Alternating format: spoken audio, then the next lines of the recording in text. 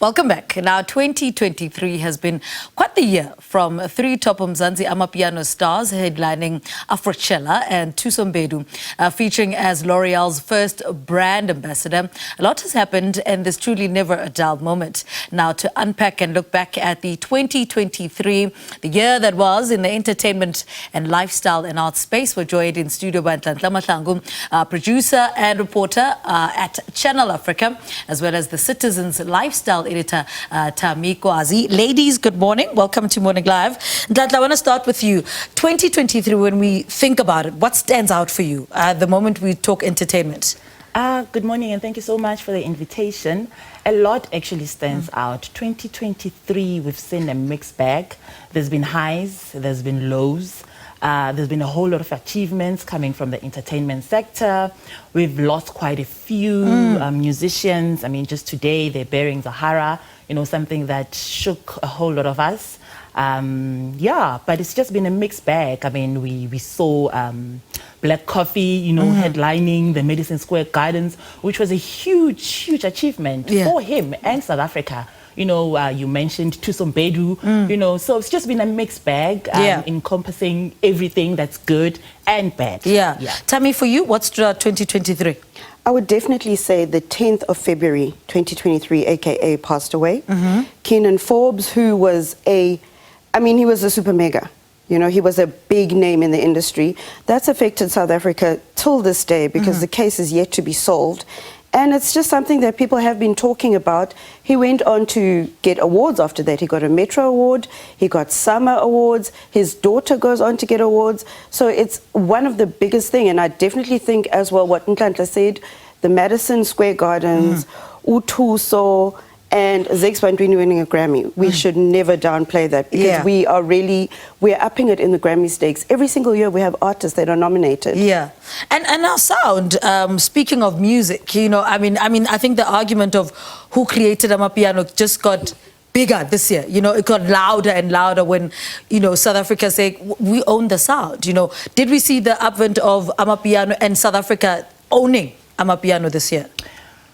Well, Amap Piano has really taken over the world. I mean, just a couple of days ago, Rihanna, you know, one of the top artists, you know, talking about a song that Davido did with Musa Keys, who's from South Africa. You know, it was amazing. I mean, we've got so many artists now that are blowing up the top charts. I mean, when you switch on your radio station, a top song that's playing is an Amap Piano song. You know, even Nigerian artists are now, you know, getting onto the bandwagon and, you know, encompassing Amap Piano into their sound. So, I mean, we are seeing a lot of that. Kenyan artists as well, you know, a few of them are also, you know, mixing Amap Piano onto their music. So Amap Piano has really taken over, and nobody saw it coming because indeed it is a South African unique sound. So for it to blow up like it's doing now and having big artists, you know, talking about it is actually a big thing for the music industry. And how much of social media plays a role in that? I mean, because every time you're on TikTok, for instance, the first song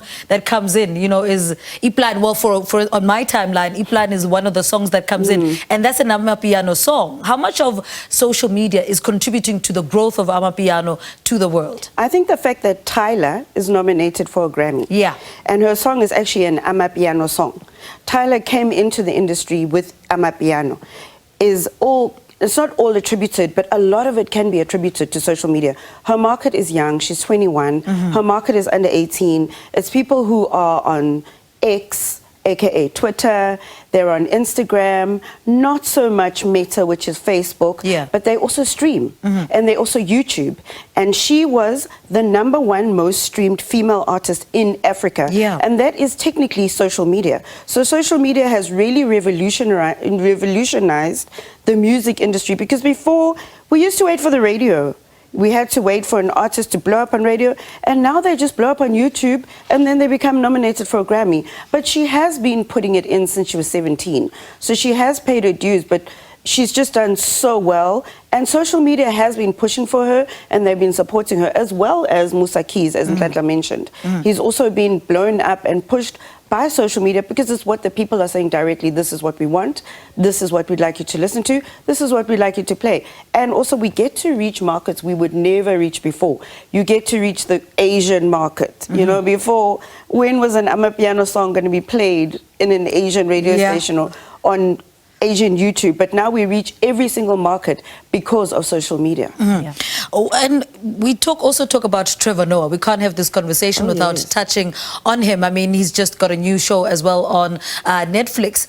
You know, what are some of the, you know, great moments that have come out for Trevor Noah, for instance? We also touched on Black Coffee, but Trevor Noah is right up there as well. Yeah, Trevor Noah is up there. I mean, he was announced just this week also that he's also hosting the Grammys next year for the 4th time, you know, so it just shows that, you know, people are recognizing that he's one of our greatest exports, you know, so he, like you've said, he's got a show on Netflix as well, you know, he's presenting so many awards, you know, that are big, you know, in the United States, so he's really one of our greatest exports.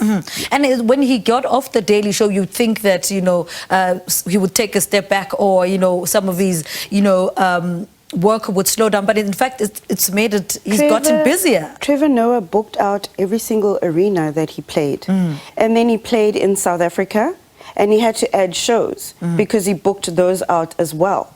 And it was an amazing show. He tailored it to every single nation, and now he's got a special that's also on Netflix, and he's got a special, he basically changed his show for every single country. So he had a special for every single country.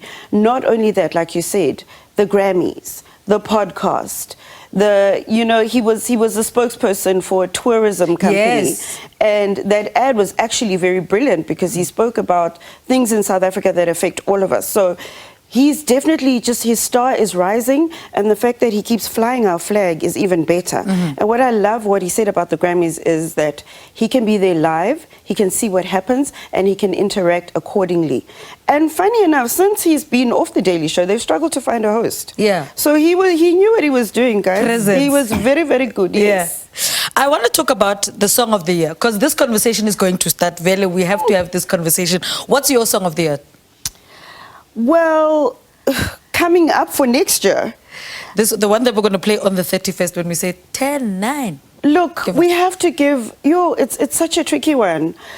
Mnige is a big song. Tyler, I See You. But then again, Tyler Water is a big song. So we have to give her dues. So people can choose between those two, because people were doing challenges, taking 1 liter of water, pouring it on their back. I remember that. But for me, it's between those two, because those two have really put us on the map for this year. But there's always a song that creeps in the week before. And it's usually from KZN. So we don't know. We'll see. For you, Nhlanhla, what's the song of the year? Definitely Mnige or Iplan. You know, those are the songs that are trending. I mean, people are talking about them. There's currently a debate on X, you know, where people are also just debating, talking about that. So either those two, but it's definitely an Amap Piano song. Because there's no way we can take that away. Amap Piano is big. It's happening. And it will continue to be big, you know, because people just love the sound. Ladies, thank you so much for waking up for us this morning. Thank you so much for coming through. That's how we wrap up this year's entertainment news. So much to still talk about, but we don't have enough time. Nhlanhla Mahlangu, producer and reporter on Channel Africa, and as well as the Citizen Lifestyle editor, Thami Kwazi.